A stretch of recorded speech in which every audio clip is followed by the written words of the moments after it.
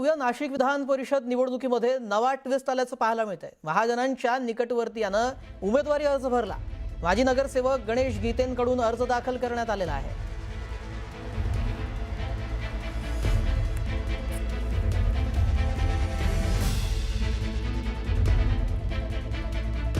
सध्या आपण पाहतोय कोकण स्थानिक स्वराज्य संस्थेच्या जागेवर एक वेगळा ट्विस्ट आलेला आहे। रायगडमधील अलिबागचे आमदार महेंद्र दळवी यांच्या मुलीनं आज विधान परिषद निवडणुकीसाठी आपला उमेदवारी अर्ज अपक्ष म्हणून दाखल केलेला आहे आणि यावेळी आम्ही तटकरेंच्या विरोधात आहोत अशी भूमिका त्यांनी व्यक्त केलेली आहे। एकनाथ शिंदे साहेब काय बोलतात? तटकरेंना आमचा विरोध आहे। जर अनिकेत तटकरेंना उमेदवारी मिळाली तर त्यांचा आम्ही प्रचार करणार नाही, आम्ही तटस्थ भूमिका घेऊ अशी भूमिका देखील त्यांनी बोलून दाखवलेली आहे। कोकण स्थानिक स्वराज्य संस्थेच्या जागेवर हा नवा ट्विस्ट आपल्याला पाहायला मिळतोय। महेंद्र दळवींच्या मुलीनं उमेदवारी अर्ज भरलेला आहे। जुईली जुईकर या आता निवडणुकीच्या रिंगणात उतरलेल्या आहेत।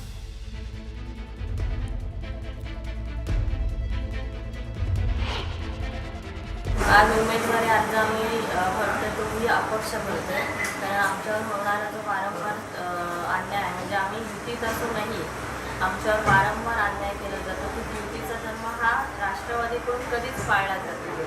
त्या अन्यायाला वाचा फोडण्यासाठी आज आम्ही हा उमेदवारी अर्ज तो उमेदवारी अर्ज आम्ही भरलेला आहे। तो अपक्ष म्हणून आम्ही भरलेला आहे। पण जर पक्षाकडून मला संधी भेटली तर नक्कीच मला आवडेल की पक्षाकडून एबी फॉर्म जर मला दिला तर आम्हाला खूप आवडेल। रायगडमध्ये तुमच्या भागातले सुद्धा अनेक शिवसैनिकांच्या सोबत दिसत आहेत। महायुतीचा अद्याप निर्णय झालेला नाही, अशा वेळेला तुम्ही उमेदवारी अर्ज भरलाय, काय सांगाल?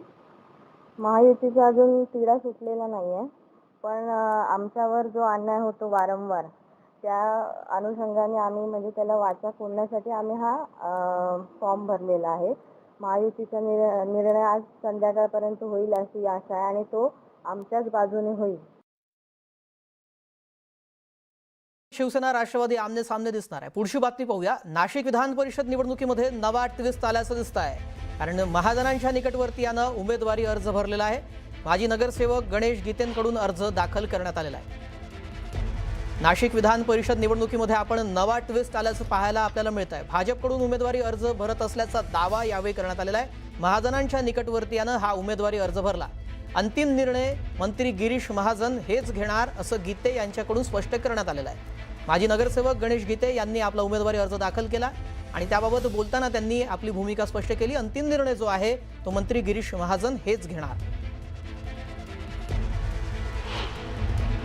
जिल्ह्याचे उत्तर महाराष्ट्राचे नेते गिरीश भाऊ असतील यांची आणि माझी पूर्वी चर्चा झाली होती। ही निवडणुकीत मला उमेदवारी देण्याचा त्यांनी शब्द दिलेला होता, त्यामुळे मी आज ह्या निवडणुकीचा भारतीय जनता पार्टीतर्फे फॉर्म भरतो। आपली आत्तापर्यंत त्यांच्याशी फॉर्म भरण्याच्या आधी काही चर्चा झाली आहे का? नाही, मी 2-3दा भेटून आलो त्या ठिकाणी, पण अजून युतीचाच निर्णय होत नाही। तो कदाचित उद्या होईल आणि शेवटच्या दिवशी फॉर्म भरणं इतकं घाईघाईत शक्य पण नाही, त्यामुळे मी आज फॉर्म भरतोय। पुढची बातमी बघूया। स्थानिक स्वराज्य संस्थेच्या सदस्यांमधून निवडल्या जाणाऱ्या विधान परिषद सदस्याचे निवडणुकीसाठी अर्ज भरण्यासाठी अवघे 2 दिवस शिल्लक आहेत। सोलापूरमध्ये शिवसेना नेते रमेश बारसकर यांनी आपला उमेदवारी अर्ज दाखल केला आहे। महायुतीच्या जागा वाटपामध्ये सोलापूर विधान परिषदेची जागा भाजपाला सुटली आहे, तरीही शिवसेनेकडून सोलापूर विधान परिषदेसाठी हा अर्ज दाखल करण्यात आला आहे। तर अर्जावर 10 सदस्यांनी सूचक म्हणून सह्या देखील केलेल्या आहेत।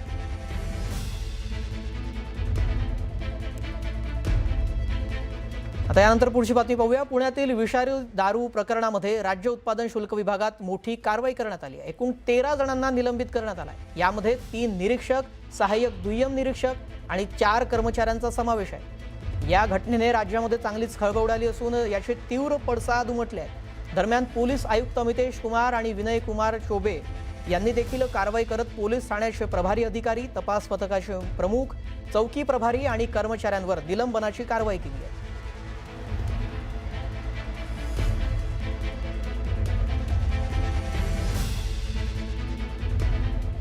यानंतर आता पुढची बातमी पाहूया। पुणे आणि पिंपरी चिंचवड शहरातील विषारी दारू प्रकरणामध्ये दोन्ही शहरांच्या पोलीस आयुक्तांनी संबंधित अधिकारी आणि पोलीस कर्मचाऱ्यांवर कारवाईचा बर्गा उघडलेला आहे आणि या प्रकरणामध्ये आता निष्काळजीपणा आढळून आल्यानं काही अधिकारी आणि कर्मचाऱ्यांचं निलंबन करण्यात आलं आहे। पिंपरी चिंचवड शहर पोलीस आयुक्तांनी 6 अधिकारी आणि कर्मचाऱ्यांचे तर पुणे शहर पोलीस आयुक्तांनी 3 अधिकारी आणि कर्मचाऱ्यांचं निलंबन केलं आहे। या संदर्भामध्ये दोन्ही शहरांच्या पोलीस आयुक्तांनी आदेश जारी केले आहेत। दापोडी आणि हडपसर या पोलीस ठाण्यातील अधिकारी आणि कर्मचाऱ्यांवर ही कारवाई करण्यात आल्याचं कळत आहे। दरम्यान विषारी दारू प्रकरणात पुणे आणि पिंपरी चिंचवड शहरामध्ये एकूण 14 जणांचा मृत्यू झाला होता।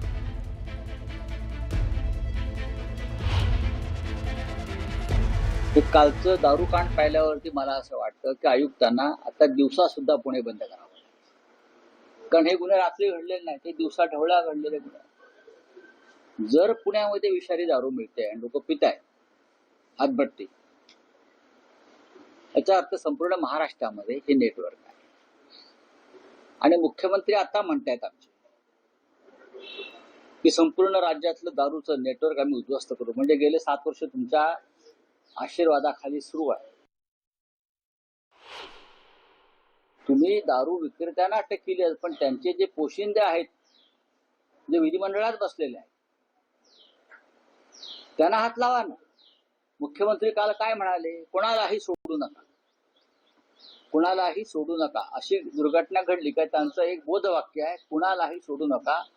खरं म्हणजे त्यांनी आपल्या खुर्चीच्या मागे ते सत्यमेव जयतेच्या खाली लिहायला पाहिजे, कोणालाही सोडू नका। दरम्यान पिंपरी चिंचवड शहरातील अवैध हातभट्टी व्यवसायावर कठोर कारवाई करत दारूचे अड्डे बुलडोझर लावून उद्ध्वस्त करण्याचे निर्देश महापौर रवी लांडगे यांनी दिले आहेत। या घटनेतील मृतांच्या कुटुंबियांशी महापौर रवी लांडगे, आमदार उमा खापरे आणि सदाशिव खाडे यांनी भेट घेतली आणि सांत्वन केलं। तसेच महापालिकेकडून प्रत्येक मृताच्या कुटुंबाला 1 लाख रुपयांची आर्थिक मदत जाहीर करण्यात आली आहे। शहरातील अवैध धंदे समूळ नष्ट करण्यासाठी प्रशासन आता कडक पावलं उचलणार असल्याचं महापौरांनी यावेळी स्पष्ट केलं।